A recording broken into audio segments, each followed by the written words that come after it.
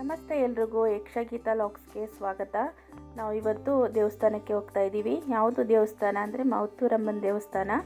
ಮಾವತ್ತೂರಲ್ಲಿ ಇರೋದದು. ಹುಣಸೂರಿಂದ ಕಟ್ಟೆಮಳವಾಡಿಗೆ ಬಂದರೆ 2 ರೋಡ್ ಕಟ್ಟಾಗುತ್ತೆ. ಒಂದು ಕೇರ್ ನಗರಕ್ಕೆ ಹೋಗುತ್ತೆ, ಒಂದು ಚುಂಚನಕಟ್ಟೆಗೆ ಹೋಗುತ್ತೆ. ಚುಂಚನಕಟ್ಟೆಗೆ ಹೋಗೋ ರೋಡಲ್ಲಿ ನಾವು ಬಂದರೆ ಮಾವತ್ತೂರು ಸಿಗುತ್ತೆ. ಅಲ್ಲೇ ರೋಡ್ ಸೈಡಲ್ಲಿ ಆರ್ಚ್ ಇದೆ ದೊಡ್ಡದಾಗಿ. ಆ ಕಡೆ ಬಂದರೆ ಇಲ್ಲಿ ದೇವಸ್ಥಾನಕ್ಕೆ ಹೋಗ್ಬೋದು. ಆರ್ಚಿಂದ ದೇವಸ್ಥಾನಕ್ಕೆ 1-1.5 ಕಿಲೋಮೀಟ್ರ್ ಆಗ್ಬೋದು.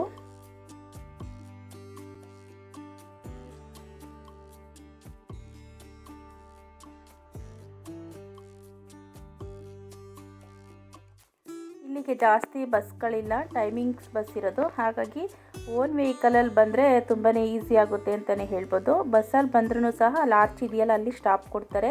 ಅಲ್ಲಿ ಬಸ್ ಇಳಿದು ಇಲ್ಲಿಗೆ ನಡ್ಕೊಂಡು ಬರಬೇಕಾಗತ್ತೆ. ಅದಕ್ಕೆ ಓನ್ ವೆಹಿಕಲಲ್ಲಿ ಬಂದರೆ ತುಂಬ ಅನುಕೂಲ ಅಂತಲೇ ಹೇಳ್ಬೋದು. ಇಲ್ಲಿಗೆ ಬರ್ತಾ ಇರ್ತೀವಿ ನಾವು, ವರ್ಷಕ್ಕೊಂದು ಸಲ ಬರ್ತಾ ಇರ್ತೀವಿ. ಯಾವಾಗಾದರೂ ಇಲ್ಲಿ ಪಾಸ್ ಆಗಬೇಕಾದ್ರೆ, ಈ ಕಡೆ ಎಲ್ಲಾದರೂ ಊರಿಗೆಲ್ಲ ಹೋಗ್ಬೇಕಾದ್ರೆ, ಈ ಕಡೆ ಪಾಸ್ ಆಗಬೇಕಾದ್ರೆ ನಾವು ಬಂದು ಇಲ್ಲಿ ಕೈ ಮುಗಿದು ಹೋಗ್ತೀವಿ. ಏನಾದರೂ ಮನೆಯಿಂದನೇ ದೇವಸ್ಥಾನಕ್ಕೆ ಅಂತಲೇ ಹೊರಟ್ರೆ ಬಂದು ನಾವು ಕೋಳಿನ ಒಪ್ಪಿಸಿ ಪೂಜೆ ಮಾಡಿಸ್ಕೊಂಡು ಹೋಗ್ತೀವಿ. ಹಾಗೆ ಇವತ್ತು ಕೂಡ ಭಾನುವಾರ ಆಗಿತ್ತು, ಹಾಗಾಗಿ ಎಲ್ಲರಿಗೂ ರಜಾ ಇತ್ತಲ್ಲ ಅಂತ ಹೇಳಿ ನಾವಿವತ್ತು ದೇವಸ್ಥಾನಕ್ಕೆ ಬಂದ್ವಿ. ತುಂಬಾ ಖುಷಿಯಾಯಿತು ಅಂತಲೇ ಹೇಳ್ಬೋದು. ಇಲ್ಲಿ ಅಂದ್ಕೊಂಡಿದ್ದೆಲ್ಲ ಸಕ್ಸಸ್ ಆಗುತ್ತೆ ಅಂತಲೇ ಹೇಳ್ಬೋದು. ಇಲ್ಲಿ ದೇವಸ್ಥಾನಕ್ಕೆ ಬಂದು ಅಮ್ಮನವರ ದರ್ಶನ ಮಾಡಿದ್ರೆ ಇಲ್ಲಿ ನೋಡ್ಬೋದು. ಇಲ್ಲಿ ಶುಕ್ರವಾರ ಮಂಗಳವಾರ ಮಾತ್ರ ಪೂಜಾರು ಸಿಗ್ತಾರೆ, ಭಾನುವಾರ ಸಿಗಲ್ಲ. ನಾವು ಭಾನುವಾರ ಬಂದಿದ್ದರಿಂದ ದೇವಸ್ಥಾನದ ಬಾಗಿಲು ಓಪನ್ ಇರಲಿಲ್ಲ, ಹಾಗಾಗಿ ನಾವು ಹೊರಗಡೆನೇ ಪೂಜೆ ಮಾಡ್ಕೊಂಡು ಬಂದ್ವಿ. ಇಲ್ಲಿ ನೋಡಿ ಟ್ಯಾಂಕ್ ಇದೆಯಲ್ಲ, ಅಲ್ಲಿ ಕೈ ಕಾಲೆಲ್ಲ ತೊಳ್ಕೊಬೋದು. ಮೊದಲು ಬೋರ್ವೆಲ್ ಇತ್ತು, ಅದು ಇವಾಗಿಲ್ಲ ಅಂತ ಅನಿಸುತ್ತೆ. ಇವಾಗ ಟ್ಯಾಂಕ್ ಇಟ್ಟಿದ್ದಾರೆ. ನಾವು ಟ್ಯಾಂಕ್ ಇಟ್ಟ ಮೇಲೆ ಬಂದಿರಲಿಲ್ಲ, ಇವತ್ತೇ ಫಸ್ಟ್ ಬಂದಿದ್ದು. ಈ ಕಡೆ ನಾವು ಸ್ಲಿಪ್ಪರ್ನ ಬಿಟ್ಟು ಅಲ್ಲೋಗಿ ಕಾಲು ತೊಳ್ಕೊಂಡು ನಾವು ದೇವಸ್ಥಾನದೊಳಗಡೆ ಹೋಗಬೇಕು.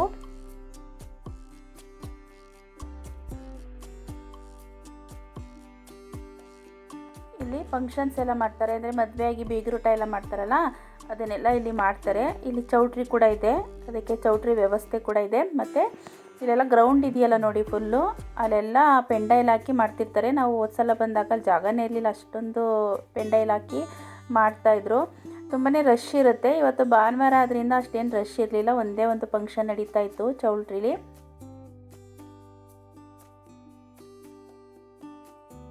ಇಲ್ಲಿ ಬೋರ್ವೆಲ್ ಕಾಣಿಸ್ತಿದೆಯಲ್ಲ, ಅಲ್ಲಿ ನೀರು ಬರ್ತಾಯಿತ್ತು, ಅದು ಹಾಳಾಗಿದೆ ಅನಿಸುತ್ತೆ.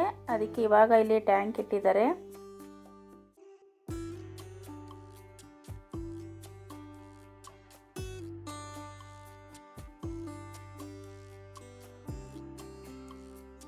ಇಲ್ಲಿಗೆ ದೂರಗಳಿಂದ ಎಲ್ಲ ಬರ್ತಾರೆ. ವರ್ಷಕ್ಕೊಂದು ಸಲ ಜಾತ್ರೆ ಕೂಡ ಆಗುತ್ತೆ ಇಲ್ಲಿ, ಮಾವತ್ತೂರಮ್ಮನ ಜಾತ್ರೆ ತುಂಬ ಗ್ರ್ಯಾಂಡಾಗಿ ಮಾಡ್ತಾರೆ.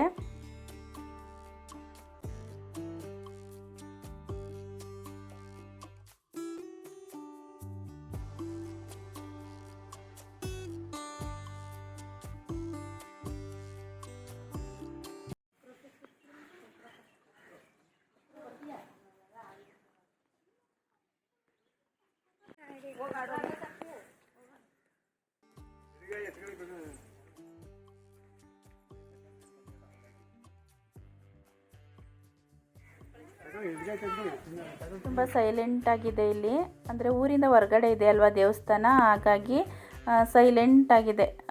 ನೋಡಿ ಅಲ್ಲಿ ಕಾಣಿಸ್ತಿದೆಯಲ್ಲ ನೋಡಿ, ಅಲ್ಲೇ ಕುರಿ ಕೋಳಿ ಎಲ್ಲ ಒಪ್ಸೋದು, ಮತ್ತು ಇಲ್ಲೆಲ್ಲ ಪೆಂಡೈಲ್ ಹಾಕ್ಬಿಟ್ಟಿರ್ತಾರೆ. ಅಷ್ಟು ಚೆನ್ನಾಗಿ ಫಂಕ್ಷನ್ಸ್ ಎಲ್ಲ ಮಾಡ್ತಾ ಇರ್ತಾರೆ.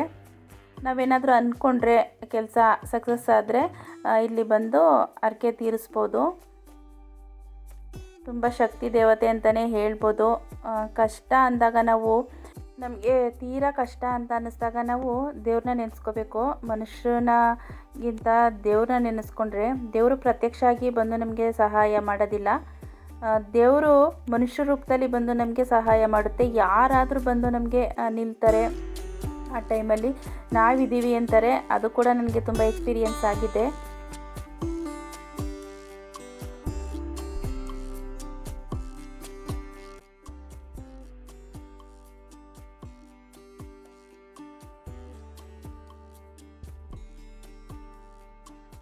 ಇಲ್ಲಿ ದೇವಸ್ಥಾನದಿಂದ ಈ ಥರ ಕಾಯಿನ ಅಂಟಿಸಿದ್ದಾರೆ, ಅಂದರೆ ನಾವು ಅಂದ್ಕೊಂಡಿದ್ದ ಕೆಲಸ ಆದರೆ ಅದು ಅಂಟ್ಕೊಳ್ಳುತ್ತೆ, ಆಗಲ್ಲ ಅಂದರೆ ಬಿದೋಗುತ್ತೆ, ಆ ಥರ ಅಂತೆ. ನಾವೇನು ಅಂಟಿಸ್ಲಿಲ್ಲ.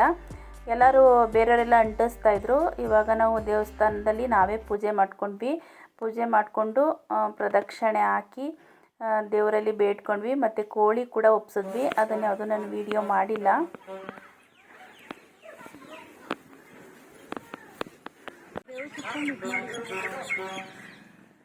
ಮಾಮಿ ಕೂತ್ಕೊಂಡು ಉಯ್ಯಾಲಾಡ್ತದೆ ಚಿನ್ನೆಯಲ್ಲಿ.